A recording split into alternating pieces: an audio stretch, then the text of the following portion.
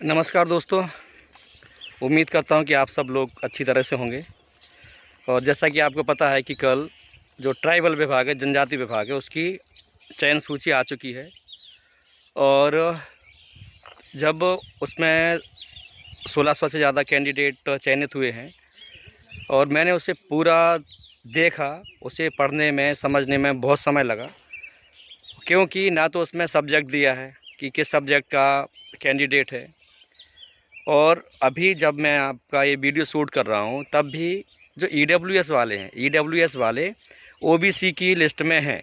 और जैसे मेरे खुद का बता रहा हूँ, मेरे बाद जो लड़की है उसकी रैंक 366 है, मेरी रैंक 348 है और उसकी रैंक 344 है। तो वो लड़की, उसकी रैंक 366 है और मेरी रैंक 344 है, जबकि वो लड़की ओबीसी में कैसे आ रही है ये तो मुझे भी समझ में नहीं आ रहा है। तो हो सकता है कि इस लिस्ट में गलतियां हों, लेकिन अभी जो लिस्ट आई है उसका रिज़ल्ट मैं आपको बता देता हूं। क्योंकि मैंने आपसे शुरू से ही बोला है कि आपको जो भी बताऊंगा मैं सच बताऊंगा।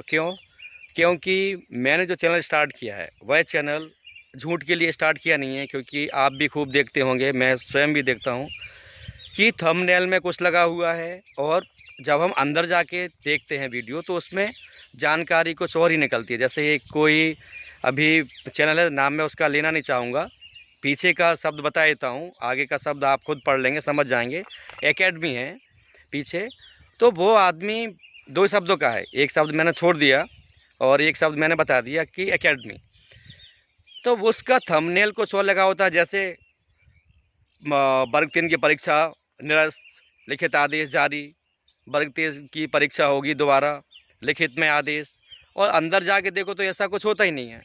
तो ऐसा झूठ बोलने के लिए मैंने यह चैनल बनाया ही नहीं था। तो दोस्तों मैं आपको बताऊं कि मेरी कंसोलिडेटेड रैंक कंसोलिडेटेड रैंक थी 348। तो उसका भी स्क्रीनशॉट मैं आपको लगा दूंगा, जिससे कि आप देख सकते हैं कि मेरी कंसोलिडेटेड रैंक है 348, जबकि मुझसे ऊपर नाम भूल रहा हूँ कोई जो बंदा है, उसकी रैंक है 344। तो उसका सिलेक्शन हो गया है और मेरा नहीं हुआ है। और जितना मुझे पता है उस व्यक्ति के जिसकी रैंक है 348, उसके अंक शायद हैं 113.87 और मेरी रैंक है 348 और मेरे अंक हैं 113.84। मतलब आप खुद समझ सकते हैं कि इतना टफ कंपटीशन है कि 0.03 नंबर से मेरा सिलेक्शन रुक गया। हालांकि मैं ज़्यादा दुखी नहीं हूँ, थोड़ा सा बुरा लगा था। दुखी क्यों नहीं हूँ? क्योंकि ये है जनजाति विभाग की लिस्ट, और जनजाति विभाग में अगर मुझे जॉब करना पड़ता तो कहाँ, इंदौर, देवास, झाबुआ, मेघनगर, सिवनी आदि, होशंगाबाद तरफ मुझे जाना पड़ता। और मैं अपना गांव छोड़ने के मूड में बिल्कुल भी हूँ ही नहीं। क्यों नहीं हूँ? क्योंकि जितना वेतन सरकार मुझे देगी, भगवान की कृपा से उससे ज़्यादा मैं हमेशा ही कमाता हूँ अपने गांव में। तो यार मैं क्यों टेंशन लूँ? दूसरी बात, आपको भी पता है कि कोई ये इतना बड़ा जॉब तो है नहीं। देखो, मजबूरी का नाम महात्मा गांधी, लग जाता मैं पक्का जाता, मैं नहीं डिनाई करूँगा कि मैं फेंक रहा हूँ कि मैं नहीं जाता, बिल्कुल जाता। लेकिन मेरी हार्दिक इच्छा यही है कि मेरी नियुक्ति मेरे गांव में ही हो, मेरे घर के बिल्कुल आसपास ही हो, ताकि मैं अपने घर पर अपनी माँ को भी देख सकूं, अपने भाई के बच्चों को भी देख सकूं, अपने गांव के बच्चों की हेल्प भी कर सकूं। इतनी सी मेरी ख्वाहिश है। और जब भी मैं मंदिर जाता था तो भगवान से एक ही प्रार्थना करता था, भगवान प्लीज़ मेरी नियुक्ति गांव में ही हो जाए। तो यार मुझे पता था कि गांव में कैसे होगी ये मुझे खुद समझ में नहीं आता, लेकिन अर्जी मैंने भगवान के दरबार में हमेशा ही लगाई कि मेरी नियुक्ति प्रॉपर मेरे गांव में हो जाए। और अब मुझे लगता है कि जो पद वृद्धि वाला है वर्ग 2 में, जो 5-4 पोस्ट बढ़ रही हैं, उसमें मेरा और मेरी वाइफ का दोनों का ही सिलेक्शन हो जाएगा, और वो भी हमारे गांव में ही। गांव में मतलब 2-5-10 किलोमीटर की रेंज में। क्योंकि मेरा है विज्ञान से और मेरी वाइफ का है सामाजिक विज्ञान से। अभी उसका नाम कहीं भी नहीं है, क्योंकि जो एससी महिला है, एससी महिला में जो गया है वो है 94 पॉइंट समथिंग और मेरी वाइफ के हैं 93 पॉइंट समथिंग। तो इस हिसाब से देखा जाए, जब पद वृद्धि होगी, वर्ग 2 के 5-4 पद और बढ़ जाएंगे, तो मुझे पूरी आशा है कि हम दोनों का ही चयन हो जाएगा। और जब मैं आपको अपने दुख में शामिल कर सकता हूँ तो आपको खुशी में भी शामिल ज़रूर करूँगा। अभी तक का तो यही था जो मैंने आपको बता दिया कि कल जो सूची जारी हुई है उसमें मेरा सिलेक्शन नहीं हुआ है। यस, थोड़ा सा दुखी था क्योंकि मैं ये चाहता था हो जाए तो भाई जल्दी, लेकिन वही ना, जब आप शायद कभी कभी ऐसा होता है, इसलिए जैसे सनातन संस्कृति में कहा गया कि 24 घंटे आप अच्छा ही विचार करें, क्योंकि लक्ष्मी 24 घंटे में एक बार आपकी जीवा पर विराजती है। और इसकी तो मैं साइंस का स्टूडेंट हूँ, साइंस का टीचर हूँ, लेकिन दोस्तों मैं 2 बार भुगत भोगी हूँ। जैसे पहला मैं बता रहा हूँ, कुछ साल पहले मैं अपने स्टूडेंट के साथ में अपने खेत पर उन्हें घुमाने लेके आया और जामुन वगैरह खिलाए और फिर बोले सर हमें झूला झूलना है। तो हमने महुआ के पेड़ पर झूला डाला और उस पर झूल रहे थे, बच्चे भी झूल रहे थे। अब उस पेड़ के ऊपर कुछ बच्चे चढ़ गए, फिर सर आप भी आ जाओ। मैंने कहा मैं नहीं आ रहा हूँ। तो मेरा छोटा भाई उस समय बहुत छोटा था, उसे बुला लिया उन्होंने, वो भी डाल के ऊपर पहुँच गया। उसके बाद मुझे भी बोला सर आप भी आ जाओ। तो मैंने बहुत मना किया, फिर भी पता नहीं किस लालच में या फिर मस्ती में मैं उस डाल पर चला गया झूला झूलने के लिए। और मैं सिर्फ सोच रहा हूँ कि यार ऐसा ना हो कि मैं भी ऊपर बैठा हूँ, मेरा छोटा भाई भी, और ये डाल टूट जाए। तो मैं जा का ये भी नहीं बोल पाया, वो डाल टूट गई। मतलब आप बोलेंगे यार कि मैं इस वीडियो के माध्यम से क्या बोलते हैं अंधविश्वास फैला रहा हूँ। तो दोस्तों ये अंधविश्वास नहीं है। अगर आप चाहेंगे तो मैं अगला वीडियो बना दूंगा उन बच्चों से जिनके जो बैठे थे वो डाल टूटी थी। और थैंक्स गॉड, ऊपर वाले को मेहरबानी है कि डाल टूटी, बहुत मोटी थी। और महुआ जो लोग जानते हैं, महुआ का पेड़ बहुत मजबूत होता है। अगर वो डाल गिरती तो 2-3 बच्चे पक्की बात है, क्या होता हमें भी समझ में नहीं आता। बट थैंक्स गॉड किसी को कुछ नहीं हुआ, सब सुरक्षित थे। ये मेरा एक एग्जाम्पल। दूसरा भी सुनो आप। मैं 2005 में मेघालय में पढ़ाता था और मैं अपने भाई की शादी में आया था और उसके बाद मुझे वापस मेघालय जाना था। मैंने अपने प्रिंसिपल से बहुत बोला कि सर अगर आपको मुझ पर भरोसा नहीं हो तो आप मेरे डॉक्यूमेंट्स रख लें कि मैं लौट के आऊँगा। बोले नहीं सर, हमें आप पर पूरा भरोसा है कि आप लौट कर आएँगे। तो मैं शादी से कुछ दिनों पहले शादी के भाई की शादी हो गई, अब हमारा जाने का चल रहा है कि हमें जाना है। और हुआ क्या, मैंने रामायण देखी कहाँ पर, अपने एक पड़ोसी के यहाँ रात को रामायण देखी और उसमें लक्ष्मण शक्ति वाला सीन था। उसमें यही दिखाया गया था कि भगवान राम बोल रहे हैं कि मैं माता को क्या जवाब दूंगा। मैंने माता से प्रॉमिस किया था कि माँ मैं लक्ष्मण को सुरक्षित लेके आऊँगा, मैं क्या जवाब दूंगा। तो अब वही दिमाग में मेरे आया कि यार ये तो भगवान हैं, भगवान राम हैं, इनके साथ हनुमान जी हैं, जामवंत हैं, आदि हैं। तो इन्होंने संजीवनी बूटी लाके लक्ष्मण जी की रक्षा कर ली। लेकिन भगवान ना करे मैं अपने दोनों भाइयों को लेके मेघालय जा रहा हूँ और अगर मैं इनको सुरक्षित नहीं रख पाया तो क्या। ये मैं रात को देख के गया। फिर मैं अगले दिन मेहमान नवाजी में चला गया। वहाँ से लौट के आ रहा था, गर्मियों का दिन था जिसको बोलते हैं ना जेठ की दोपहरी में पैर जले हैं। 20 जून के आसपास का समय था। तो मैं एक हैंडपंप पर पानी पी रहा था और वहाँ मैंने सोचा कि यार ऐसा ना हो कि मेरे इस भाई को कुछ हो जाए। और आप यकीन मानिए, मैंने जिस भाई का सोचा था, मैं घर आया, उस नालायक ने किसी बेवकूफ़ के चक्कर में, जिसको हम बोलते हैं ना लबेरिया के चक्कर में, हाँ, अपनी जान गंवा दी। मैंने उसको जीवित पा ही नहीं पाया, उसको हॉस्पिटल में पाया। और मैंने जिस भाई के बारे में सोचा था उस भाई से मैं कभी भी फिर जीवन में बात नहीं कर पाया। तो आप जब भी सोचें शुभ ही सोचें। तो मेरा भी पूरा यकीन है कि मेरा जो चयन है, DPI अब जो सेकंड काउंसलिंग वाली लिस्ट बनाएगा उसमें मेरा और मेरी पत्नी का सिलेक्शन ज़रूर हो जाएगा। और दोस्तों देखो, मैंने ये वीडियो क्यों बनाया, लोग अपनी असफलता छुपाते हैं, मैं भी छुपा सकता था, लेकिन यार असफलता ही आपको सब कुछ सिखाती है। जैसे अमेरिका में एक जॉब है, उसका नाम मुझे पता नहीं, वो जॉब बहुत बड़ा है, बहुत रिस्पॉन्सिबल पोस्ट है, लेकिन उस जॉब में वो सिर्फ़ और सिर्फ उन लोगों को ही रखते हैं जो अपने जीवन में कम से कम एक बार फेल हुए हों। जब रिक्रूटर से पूछा गया कि आप लोग ऐसा क्यों करते हैं कि जो फेल वाला कैंडिडेट है उसे रखते हैं, तो उन्होंने बोला जो व्यक्ति जीवन में कभी असफल ना हुआ हो, वह व्यक्ति जीवन में पता नहीं असफलता को पचा पाएगा कि नहीं, लेकिन जो व्यक्ति असफल होके आया हो तो उसे पता है कि असफलता का दर्द क्या होता है, असफलता को कैसे मैनेज करना है। तो दोस्तों, इस वीडियो को बनाने का मेरा मकसद यही था, क्योंकि मेरा तो फिर भी नाम था, आप में से बहुत सारे लोग हैं जिनके नाम भी नहीं होंगे, वो भी उदास होंगे। देखो, मेरे पास जो प्लस पॉइंट है वो मैं आपको बता देता हूँ। मेरे पास प्लस पॉइंट ये है कि सरकार की नज़रों में मैं बेरोज़गार हूँ। यस, मैं बेरोज़गार हूँ, लेकिन फिर भी मैं इतना कमा लेता हूँ कि सरकार मुझे जितना देगी ना, उससे बहुत ज़्यादा कमा लेता हूँ मैं। क्यों?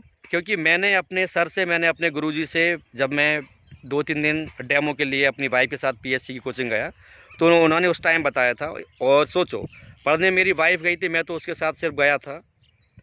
उन्होंने बोला था कि जैसे ड्यूटी होती है 8 घंटे की, आप 12 से लेकर 16 घंटे काम करने लगो, कुछ भी आप इतना कमा लोगे कि आप जॉब से बहुत ज़्यादा कमा लेंगे। और वही सेम चीज़ मेरे साथ है। मैं वर्तमान में, जैसे ड्यूटी होती है स्कूलों की कितने घंटे की, 8 घंटे की, मैं अभी भी 10 घंटे ट्यूशन पढ़ाता हूँ, और 10 घंटे ट्यूशन पढ़ाता हूँ और जॉब से ज़्यादा ही कमाता हूँ। जॉब मुझे क्यों करना है? जो तथाकथित नए विद्वान लोग हैं, सिर्फ उनका मुंह बंद करने के लिए मुझे जॉब करना है, ठीक है, ताकि वो मेरे स्टूडेंट से ये ना कह सके कि तुम्हारा मास्टर अगर इतना ही इंटेलिजेंट होता तो उसका जॉब लग जाता। और दोस्तों, हाँ, एक बात और मुझे याद आ गई। मेरे जीवन की जो सबसे बड़ी कमी रही है वो क्या रही है? मैंने कभी भी अपने आप पर फोकस नहीं किया। मैंने हमेशा दूसरे लोगों का मतलब, चाहे वो रिश्तेदार हों, चाहे मेरे भाई बंधु हों। अब आप बोलेंगे कि भाई तू तो बहुत गलत बोल रहा है। भाई, जानना हो तो कमेंट करना, उसके ऊपर भी वीडियो बनाऊंगा। यही मेरी गलती हुई है। मैं आपको इस वीडियो के माध्यम से अपने पारिवारिक समस्याएं बताऊंगा नहीं, क्योंकि वही ना कि दुनिया में इतना गम है, मेरा गम कितना कम है। लोगों का गम देखा तो मैं अपना गम भूल गया। अभी मैं एक भाई से बात कर रहा था, नाम नहीं बताऊंगा जानबूझ के। उन्होंने अपने संघर्ष के बारे में बताया, तो मुझे लगा यार कि मेरे संघर्ष तो कुछ भी नहीं है। हालांकि एक चीज़ फिर जब मुझे समझ में आया, क्योंकि मेरे हैं 113.84, उस भाई के नंबर थे 122, वो भी ओबीसी का बंदा, वो भी कुशवाहा है, और अभी वो बंदा ट्राइबल में पहली वाली लिस्ट में ही पोस्टेड हो चुका है। उसने बताया, बोले सर हमने तो टिकिया का ठेला लगाया है, 8 साल टिकिया का ठेला लगाया। मैंने कहा भाई कहाँ लगाया? बोले जम्मू में। मैंने कहा यार वेरी गुड, जम्मू में कहाँ? बोले प्रॉपर जम्मू में। अब चूँकि मेरा माइग्रेशन हुआ था जम्मू कश्मीर के जो पुंछ ज़िला है उसके सुरनकोट नामक नवोदय में, तो वहाँ तक मैं गया हूँ। तब उसने वो जगह के नाम बताया कि हम राजौरी भी गए हैं, सुंदरबनी भी गए हैं। तब मैंने कहा यस, ये बंदा झूठ नहीं बोल रहा है। तो सोचो आप यार, वो बंदा टिकिया का ठेला लगा के 122 अंक लेके आया। तो आप मेहनत करते रहो, आप कितने भी गरीब क्यों ना हो, बार बार मैंने ये बोला है, लगे रहो। मुझसे कमी हुई है, मैंने आपको बता दिया। कल भी मैं अपने एक मुंह बोले मामा जी के साथ डिस्कस कर रहा था कि मेरे पापा जब जीवित थे, उन्होंने मेरे एक पड़ोसी से बोला था कि इसने अपने जीवन में सबसे बड़ी गलती ये की है कि इसको इंदौर सबको नहीं ले जाना था, सब भाई बहनों को नहीं ले जाना था। क्यों? क्योंकि मैं तो कोई पैसा देता नहीं था, मैं मतलब मेरे पिताजी तो मुझे कोई सपोर्ट करते नहीं थे। ये अपनी दम पर कमा रहा था, और इसने अपनी दम पर ही सारे भाई बहनों को ले गया। आप एक बार सोच के देखो दोस्तों, ये है 2022। मैं 2002 में अपने 4 भाई बहनों को लेके गया था। मेरे 4 नहीं, सॉरी 5,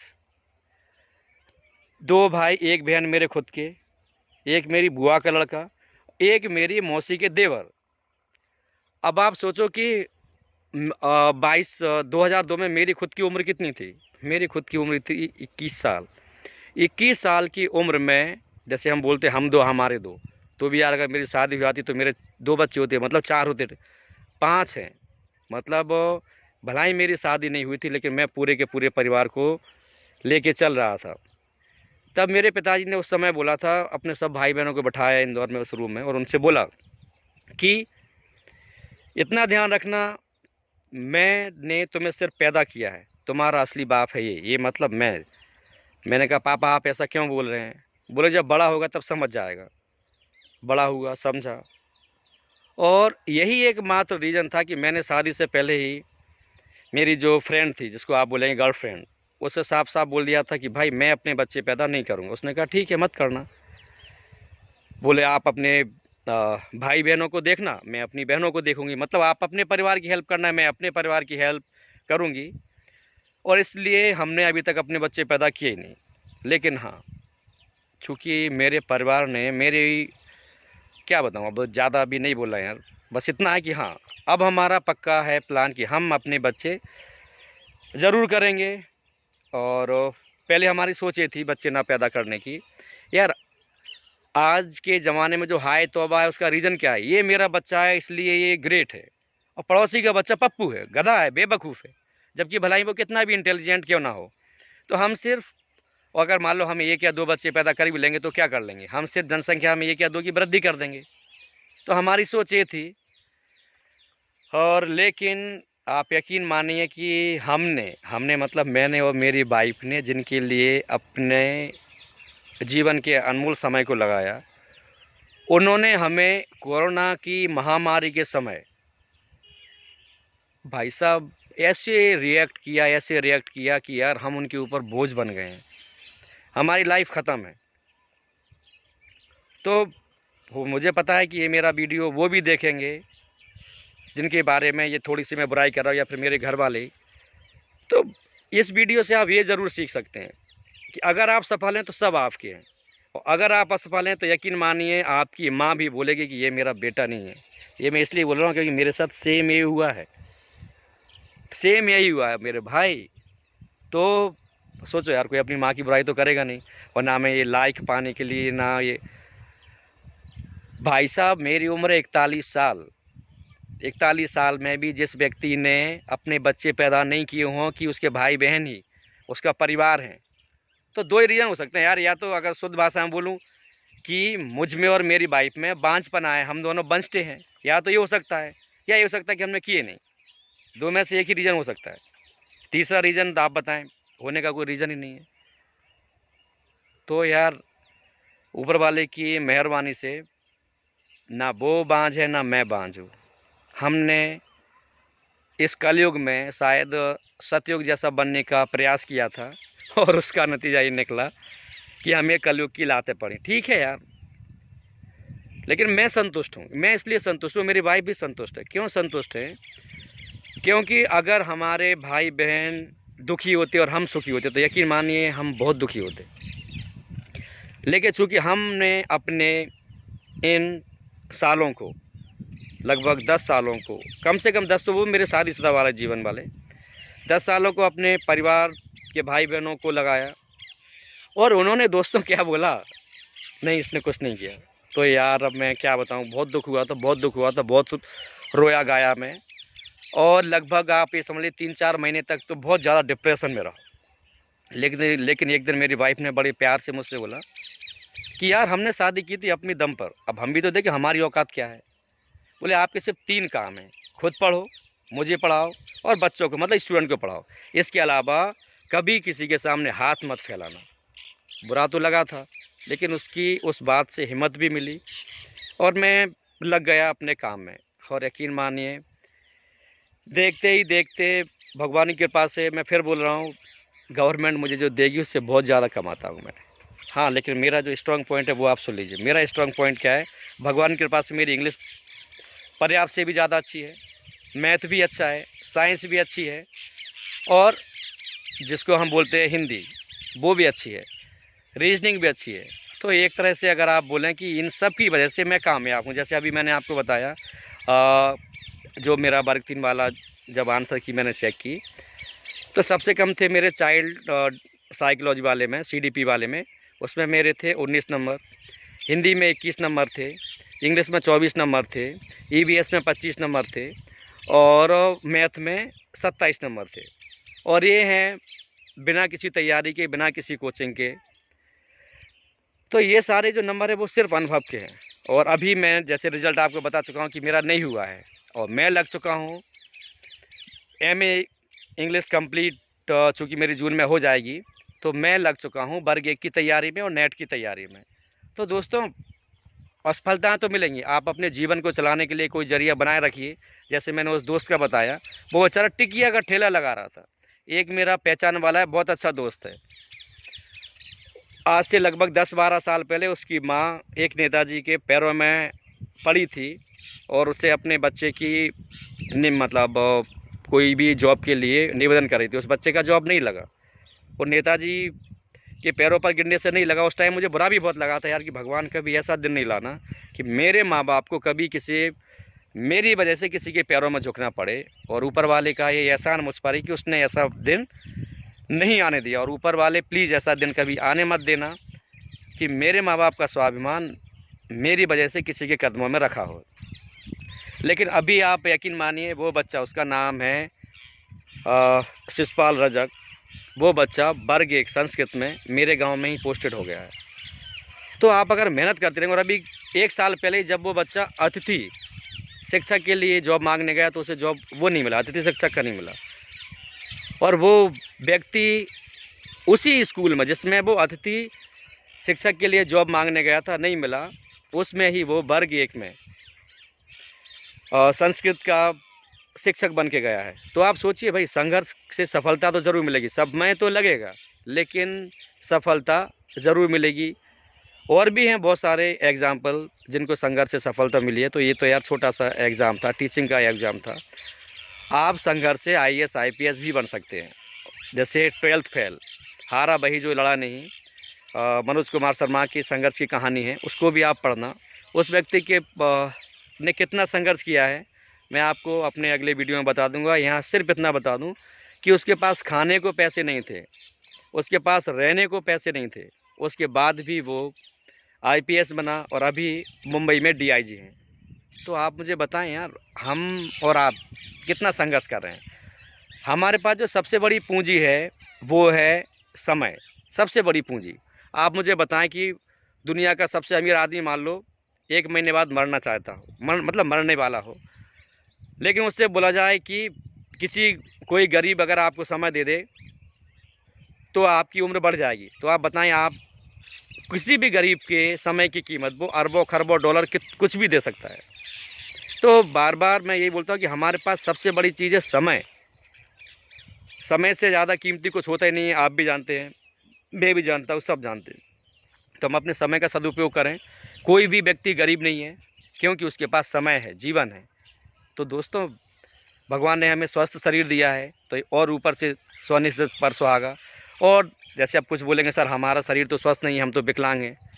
तो भाइयों, मैं आपसे सिर्फ इतना ही कहना चाहूँगा, यार आप भी मेहनत करो, समय तो है आपके पास, समय है तो आप उसका सदुपयोग करें और आपको कामयाबी ज़रूर मिलेगी। तो दोस्तों, खट्टी मीठी यादें मैंने अपनी इस वीडियो के साथ शेयर की हैं। अगर आपको मेरा यह वीडियो पसंद आए तो आप इसको ज़्यादा से ज़्यादा दोस्तों के साथ शेयर कीजिए, जो दुखी होंगे क्योंकि मतलब उनका सिलेक्शन नहीं हुआ, या फिर वो परेशान हैं किसी भी वजह से। हो सकता है कि इस वीडियो से उनको थोड़ा सा सुकून मिले कि यार ये बंदा भी तो इतनी मेहनत कर रहा है, इतना संघर्ष कर रहा है। और दोस्तों यार, संघर्ष का अंत कब होगा मुझे ये पता नहीं, लेकिन जब तक है जान जाने जहान मैं नाचूंगी, वो वाला जो गाना है ना, अर्थात मैं संघर्ष करना बंद नहीं करूँगा, संघर्ष मेरा जारी रहेगा। जय हिंद, जय भारत, खुश रहिए।